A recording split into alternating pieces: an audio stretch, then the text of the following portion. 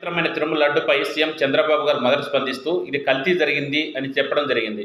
దానికి అనుగుణంగానే ఆల ఈవో కూడా ప్రకటన చేయడం జరిగింది. కొన్ని రోజుల తర్వాత చంద్రబాబు నాయుడు గారు కేవలం కల్తీ మాత్రమే కాదు, దీంట్లో బీఫ్ లాంటి కొవ్వు పదార్థాలు ఉన్నాయని చెప్పడం జరిగింది. దానికి అనుగుణంగానే ఆల ఈవో గారు కూడా ప్రకటన చేయడం జరిగింది. అంటే సీఎం గారు ఏది చెప్తే ఆల ఈవో గారు కూడా అలాంటి ప్రకటన చేయడమే జరిగింది. అంటే ఇంతలోని ఈ ప్రభుత్వంలో ఉన్నటువంటి ఎమ్మెల్యేలు, ఎంపీలు, మంత్రులు మాట్లాడుతూ దీనికి కారణమైన వాళ్ళు ఒకవేళ దేవుడు శిక్షించకపోయినప్పటికీ ప్రజలు శిక్షించాలని వాళ్ళు చెప్పడం జరిగింది. అంటే ప్రజలు ఏ విధంగా శిక్షిస్తారు? ఈ మధ్యలోనే మీరు ల్యాబ్ రిపోర్ట్లు బయట పెట్టడం జరిగింది. అంటే ఆ ల్యాబ్ రిపోర్ట్లు మనం నిజమని ఎలా నమ్మాలి? ప్రభుత్వం మీదే కదా, మీ ప్రభుత్వం మీకు వ్యతిరేకంగా ల్యాబ్ రిపోర్ట్లు వస్తాయా?